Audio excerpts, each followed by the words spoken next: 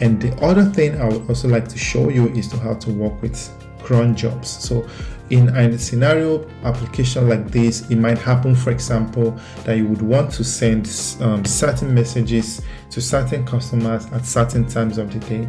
It might be that you want to send your admins, for example, message every Monday morning to maybe motivate them to do this, to do that.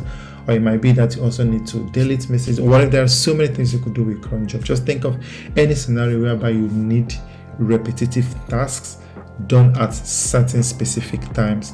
You could utilize cron jobs, and I'll quickly show you that in a bit right now.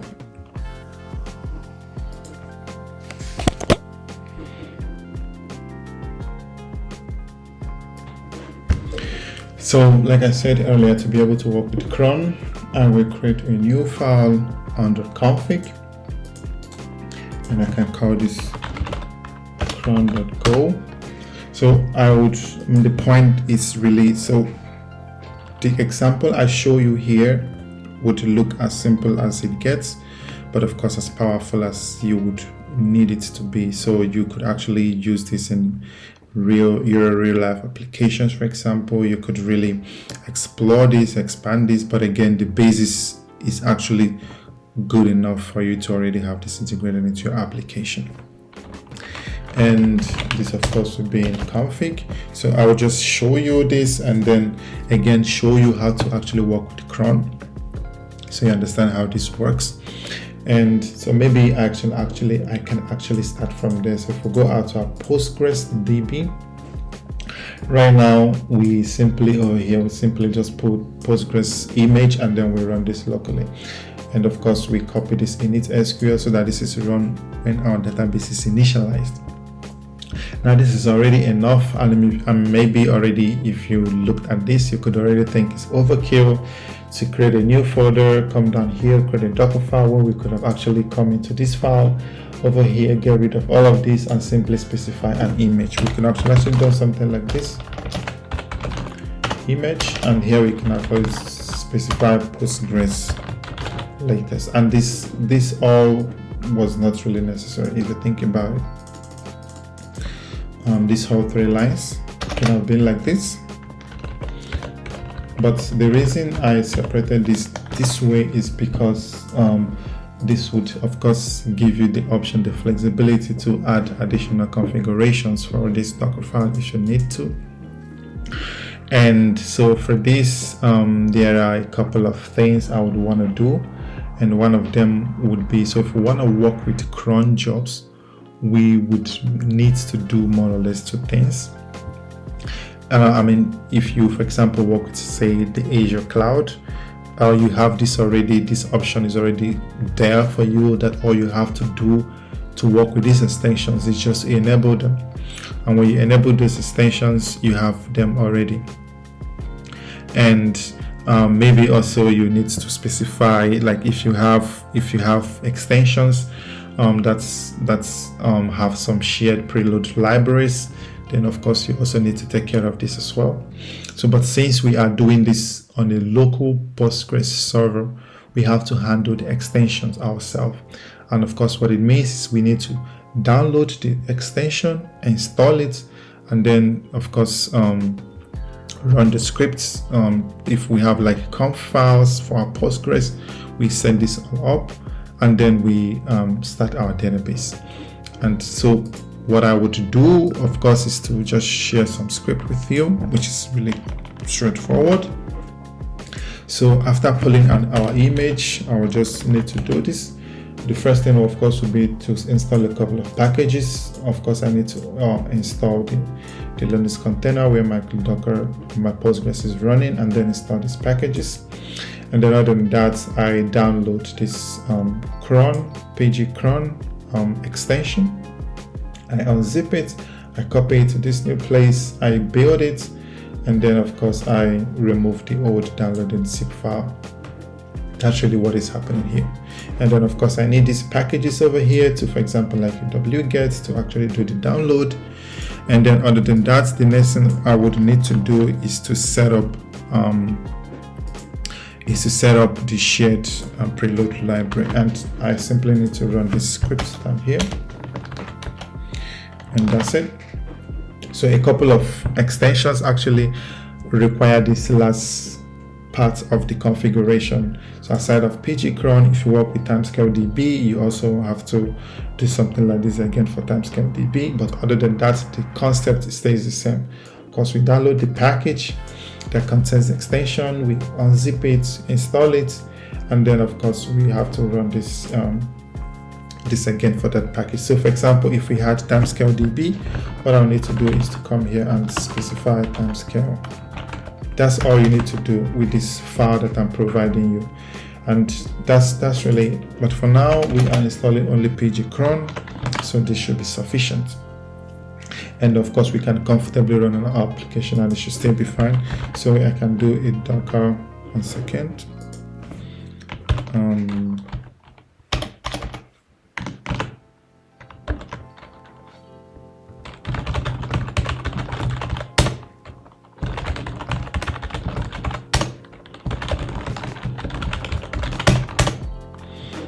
So now I can run docker compose up, and maybe I need to rebuild this just to be sure. Docker compose up,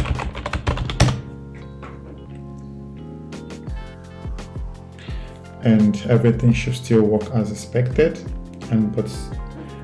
So we have a problem. Expected package found end of file. Is it our docker compose? I doubt it.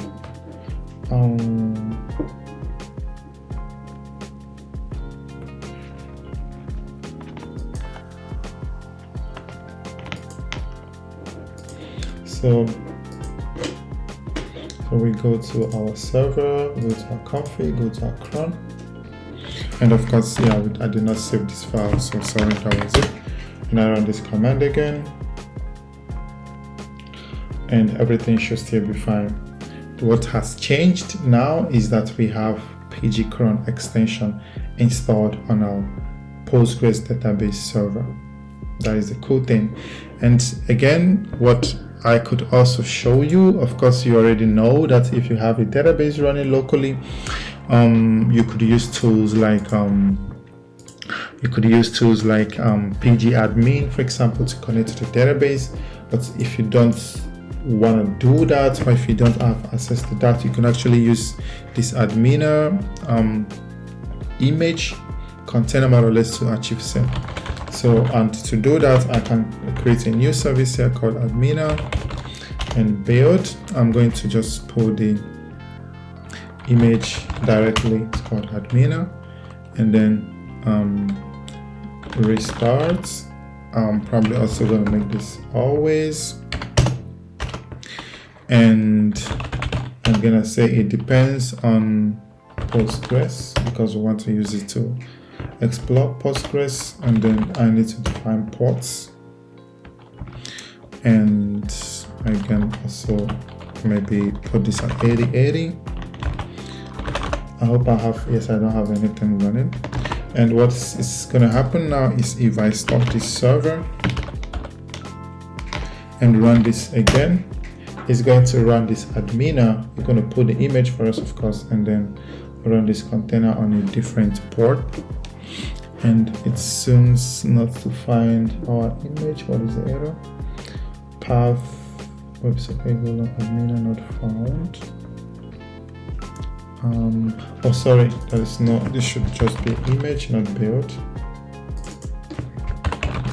Image, not build, because we are not. There's no separate Docker file for this. We want to pull the image directly. So, and now you can see we are pulling the image for adminer. And when this is done, we can directly go to the browser and see this running. So if I scroll up, you can already see that this is cool, and then it's running at port 8080. And if you go to port 8080, you would log in with these credentials. So you have my DB as a database, user is my user, and my password is this. And then of course the engine type will be Postgres, and then with this you can log in, you can visualize the database and everything. And so just for you, this is something I would like you to keep at the back of your mind, and just know that you have the option to do this. Okay, so let's continue. So I'll comment this out because I really don't need it, and then I'll stop this container and restart it again because I don't want to use this admin for now. And yep, so it should no longer be there. Yes, it's no longer there. And then of course I would like to show you how we can define this cron.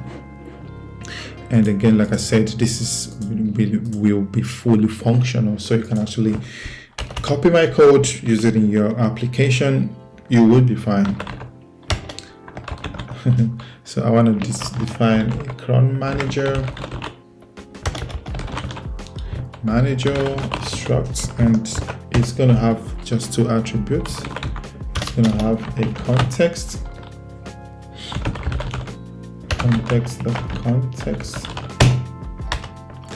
and the next thing of course is our DB, which will be an SQL, a pointer to SQL DB. And now I would only need to define maybe 2-3 methods, and then I can show you how to use this actually. So here what I can do is to, of course, the main thing we want to do here is to be able to schedule jobs, and which is of course the main thing that our cron will be used for. So other than that, it's really not useful for us. So I would define a method over here called this func. It will be a receivable function in our cron manager.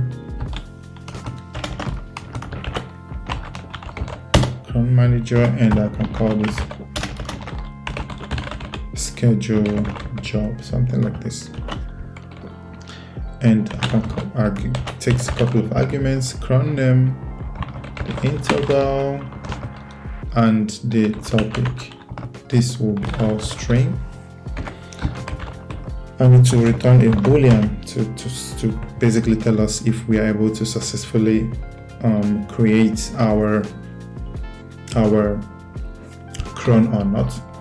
So I need to create some rows.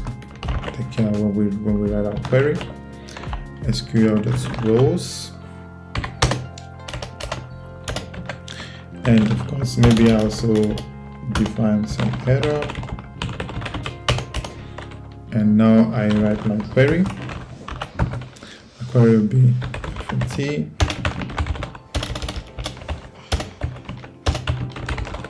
printf, and here I write my query, and I have to work with the cron table because of course an actual table will be created for us in the database, and this should be a sprint.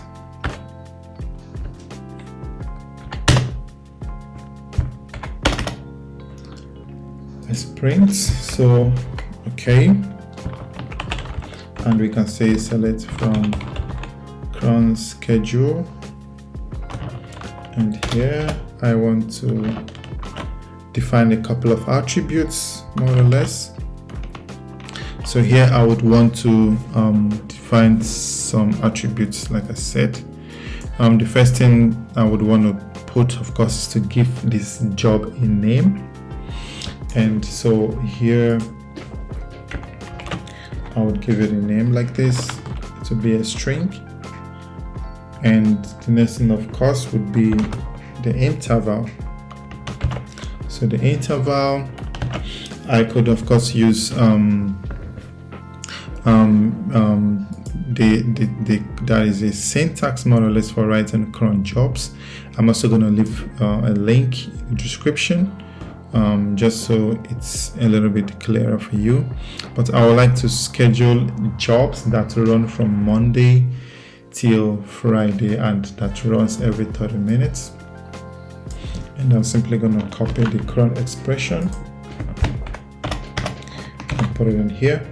And of course, I'm going to take you to the page where we can explore this syntax again, so you have an understanding of how it works.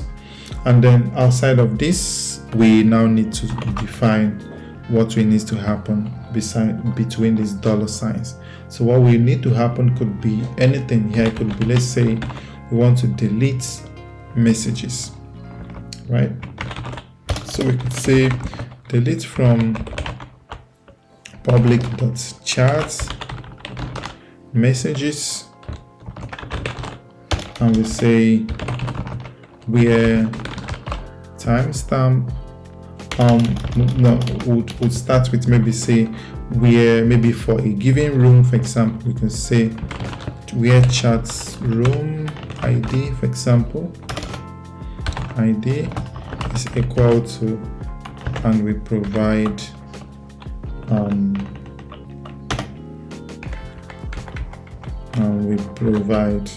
this, the chat room ID, and then you can use the timestamp to really delete all the messages.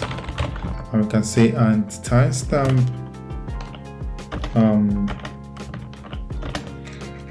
we could say something like less than now, because we want to use the current time, and use I provided interval to evaluate the ones that are older than right now, more or less. And I hope that is as clear as it could be. So we use the current time, and we subtract it from the provided interval, and the interval again will be the last thing we'll provide to this function. And when we are done, we close everything up with our dollar signs. And now we provide our cron name. The next one will be, what was it called? What did we call it?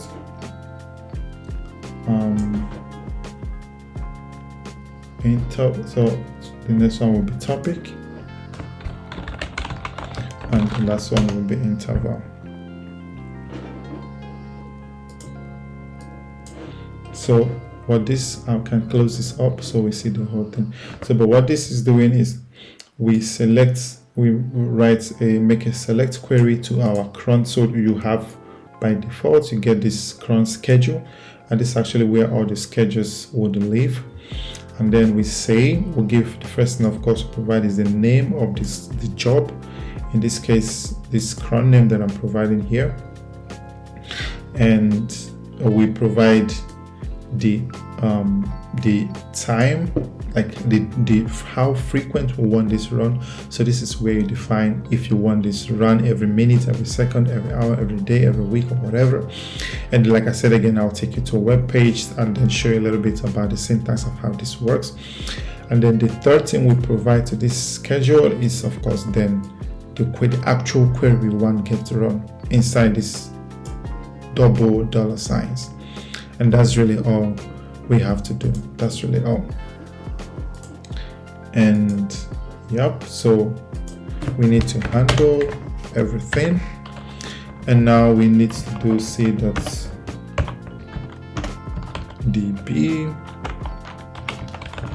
and say query context. Now we need to pass our c.context. And the next thing we'll pass, of course, is our query. And this returns two things, rows and error. And we can handle this, and we'll say if rows error, if this error is not nil. So if there was an actual error returning or scheduling a job, we can return false.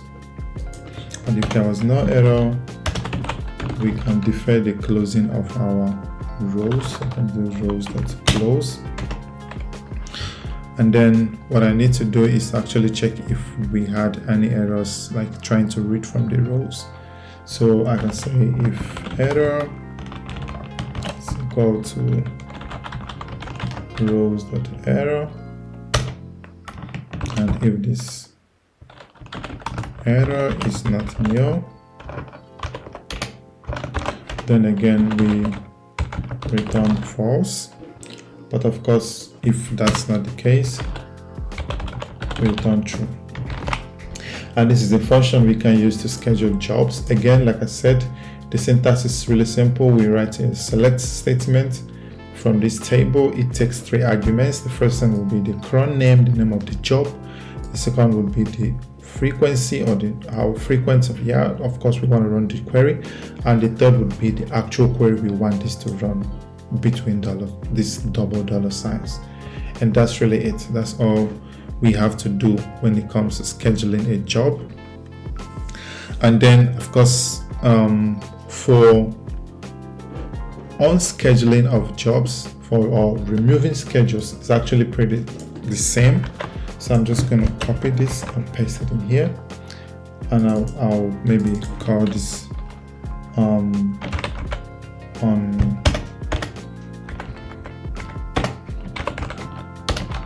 schedule. And for this, we actually only need the name of the current job. That's all we need. So we have the name. Again, it's also pretty straightforward like the other one. And we run also, we make a select statement, but this time we say cron.onSchedule. And the only thing that we need to provide is actually the name of the cron. So I remove all of this and I get rid of this as well. And the rest pretty much stays the same. That's it. And that's all you need to do to work with scheduling of jobs. So I know it might have until now maybe sounded so ambiguous that you had problems doing something like this for yourself, but just so you see, this is really pretty much straightforward and so easy to. I will also of course show you how to easily do this. And one last thing again I would like to tell you is that of course over time, the summary of your jobs is of course being stored in a different database called job run details, and over time this gets accumulated, and of course it would needs to be cleaned up every time. Maybe you can even schedule a job again to actually clean up. And I can also show you an example of what you could do. So I would maybe show you 2 more functions or share 2 more functions with you. One will be to clean up your logs, and the next one will be to get summaries. Okay, so to clean up logs, it's also going to be, again, I think they're all going to be pretty much the syntax are all going to be pretty much the same.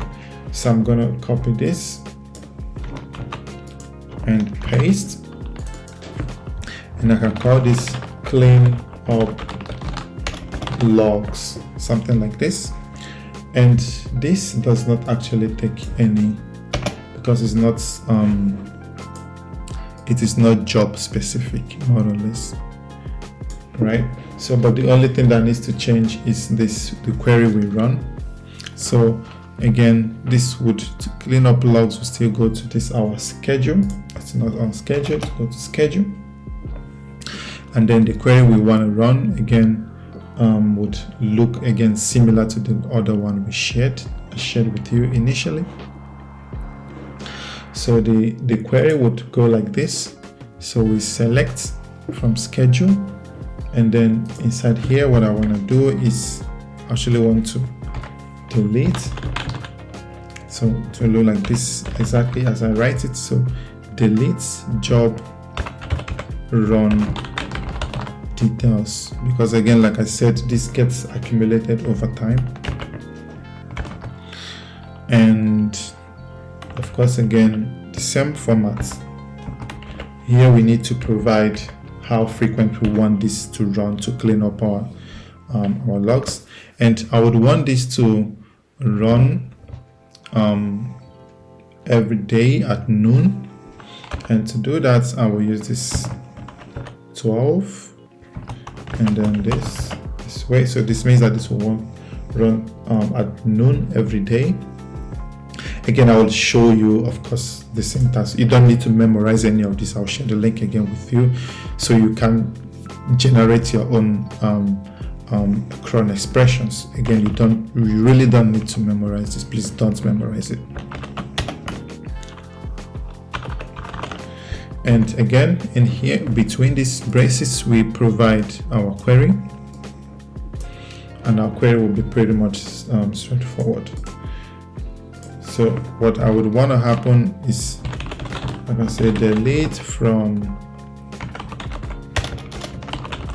cron.job run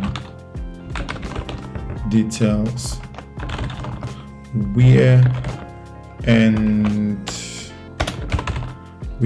time is less than now. The interval I want to use again would be now minus interval, and the interval would be 7 days. You can actually write it out in string like this, is totally fine. And that's really it. And then maybe close this up like this. And then this is actually our query. This is our query. And now the rest actually stays the same. That's it. The rest stays the same. So this will help us clean up our logs. Because again, like I said, when you have scheduled jobs, they run, they get scheduled again, and they run. The logs are stored in a different table called job run details. And over time, this really grows and grows and grows. Of course, it's not a problem, but it might become at some point. So I also think it makes a lot of sense that you actually clean up these logs after a while. And for me, that's 7 days. You decide how often you would want to clean this up, depending again on the volume of jobs you run. And the next function I would want to write is maybe want to get our job details. I can call it something like get summary, something like this. Again, the same format. So it takes a context, it takes a query, and again, our query would change slightly. And here I can simply say select everything from cron.job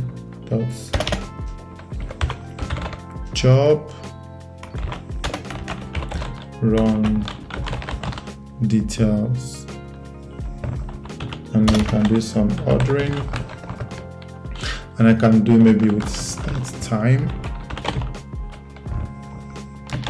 It will be in descending order, and then I say limit maybe 100, something like this, and that's already fine, and that's it.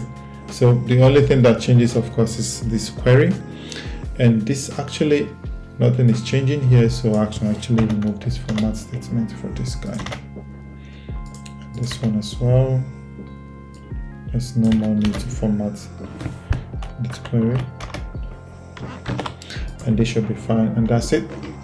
Now to use this in your application, which I know you would already be asking questions, it's pretty straightforward. To use this, all you need to do is to instantiate this manager, and you can call this of course Cron manager this way, and then you provide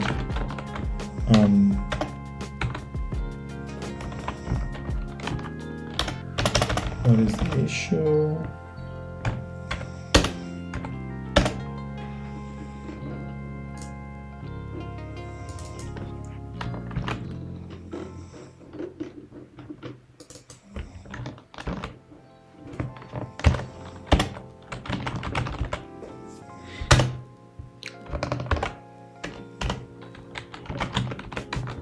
So context, of course, I'm writing this inside a file, so I can maybe create a new file here, and I call this main, just for demo purposes, to show you how this could be used.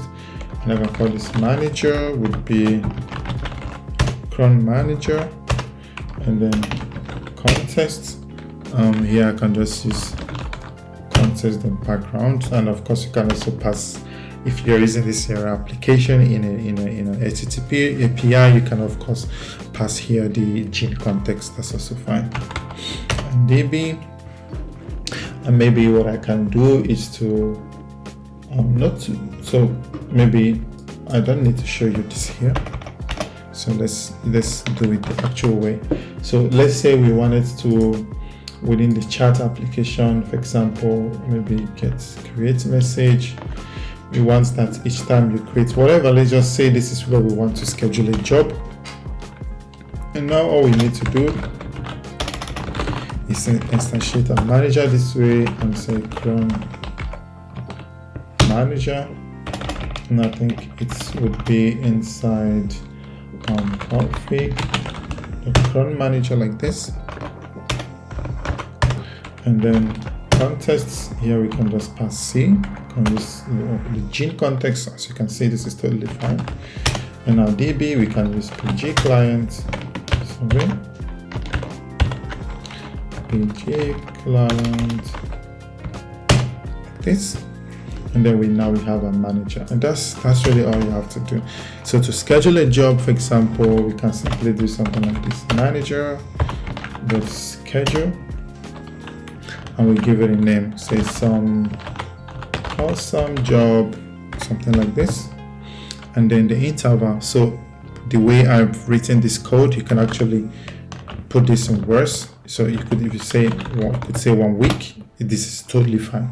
With the way this code is structured, you could say 7 days. This is totally fine, and that's it, right?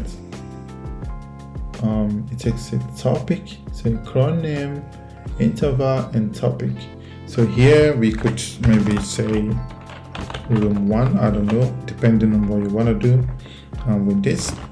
And then here I would want to, and of course it returns a boolean, and so I can say if okay, and here I say okay, and then I can handle this. I can say something like this: successfully scheduled job, something like this. And this is how you use it. That's all there is to it. So I hope I've been able to break this down for you. When it comes to working with cron jobs, it's actually pretty straightforward.